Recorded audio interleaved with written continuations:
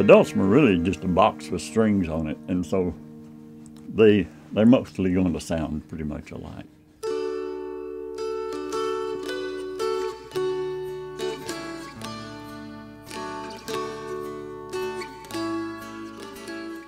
They're called a lot of things, but I prefer to just call them a mountain dulcimer, or the Appalachian dulcimer.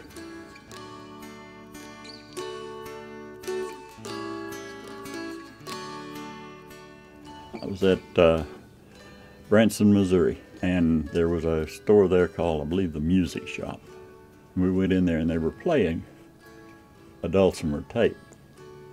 Not CD at that time, but a tape. I liked the sound of them, and I really did.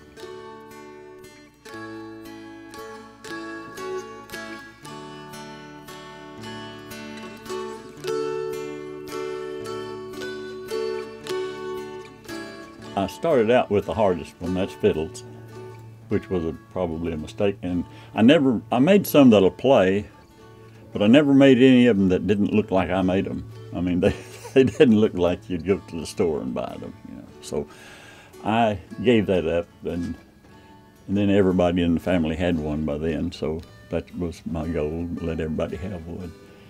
And then I tried mandolins, and never really had much success with mandolins because I was pretty much doing it on my own and didn't have the right wood for the headstock, really, is what it boiled down to. And the sycamore that I used wasn't quite strong enough. Oh, I tried the banjos, all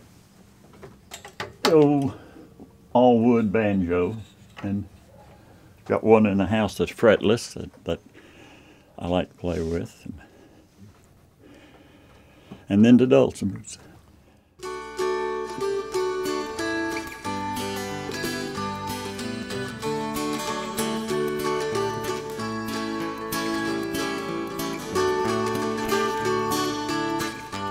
I've made better than 100, and probably 50-50 on giving away and selling.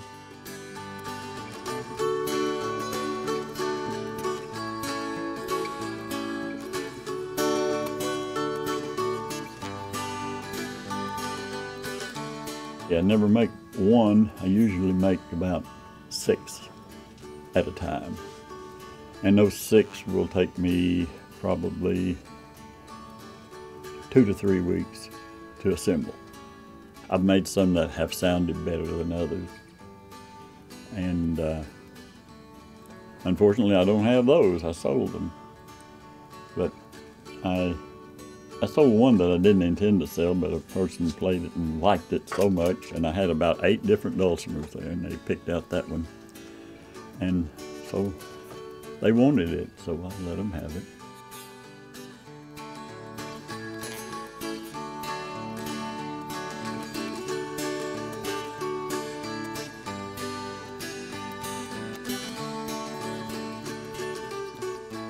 If I started on one this morning, I could just about be ready to go together with it tomorrow if I really hooked up, but I don't usually do that. At one time I did, but anymore I don't stay with it very long. About 2 hours and I'm ready to go sit and look at the birds or something. I would rather sell them than keep them, you know, so I would keep the price down on them.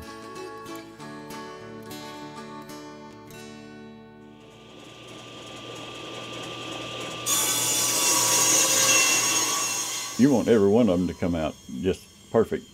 They don't always come out perfect. That's why you see a lot of these hanging in here, because something went wrong. And so when it goes wrong, well, it hangs up and collects dust. I don't know why I don't just throw them away, but they also remind me of what went wrong and what to look out for the next time. Usually it'll be your fretboard. Nearly always it's a fretboard that you didn't get a piece that was straight. Well, you can look at the ones hanging and look at the ones that are here for display, and big difference in them. Well, for one thing, I began to to develop jigs that everything had to fit in and everything had to be alike. And that changed everything. With this piece, I can do the braces on the back. I can bend the sides.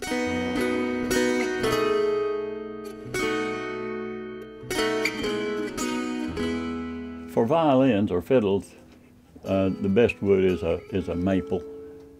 European maple is preferred, with a spruce top. And spruce is probably as good a top as you can put on any instrument. Your better guitars will have spruce tops on them because of the straight grain, and they seem to have a pretty good resonance. This is cherry, and matter of fact, I made the top and the back out of cherry just to see if it made much difference on the sound instead of using the softwood on the top. I use sycamore. Sycamore is good to work with on dulcimers, but the sycamore wood is hard to find. It doesn't mill very well and doesn't dry well at all when you cut it. You have to be very careful with it. Other woods would be walnut. Now this is for the backs and the sides and the headstock tailpiece.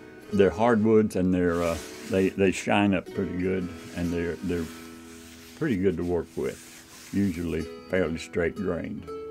Use the softwood on top, which is usually spruce, Spanish cedar, or sometimes pine, if I can find the grain like I want it to look like.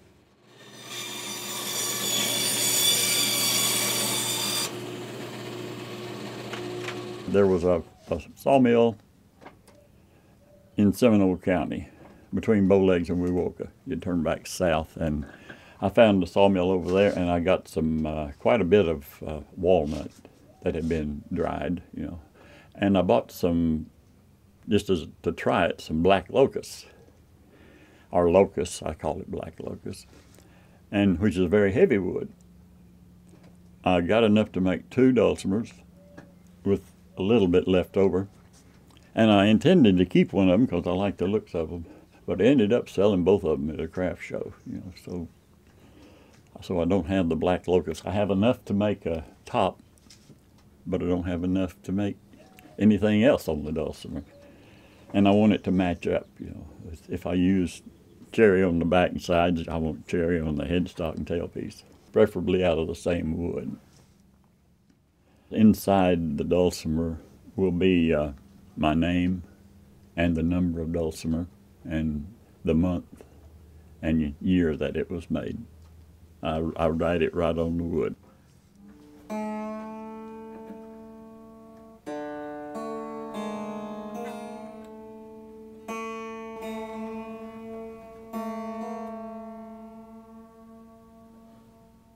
We had some classes at East Central, evening classes.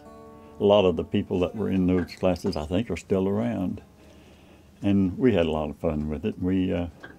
I taught them to play in the Ionian mode, which there are several modes that you can tune a dulcimer to, but the 2 most popular are Ionian and Mixolydian. And this one happens to be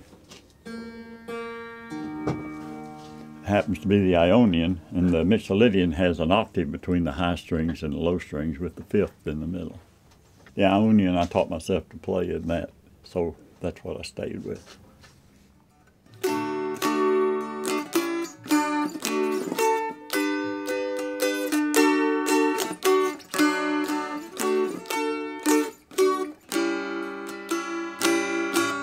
I grew up in a time when things were not readily available, and you made a lot of things back when I was a kid.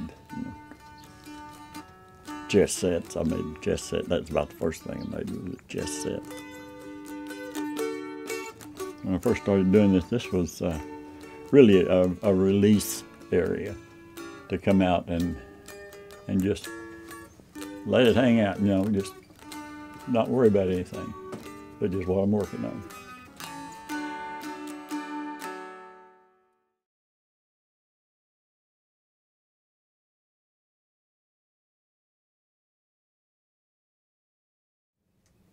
I think there's some real benefit in playing music.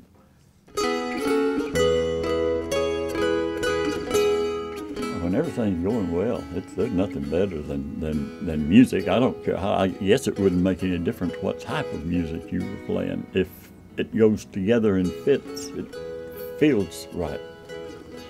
Oh, it makes you feel good. Oh, yeah.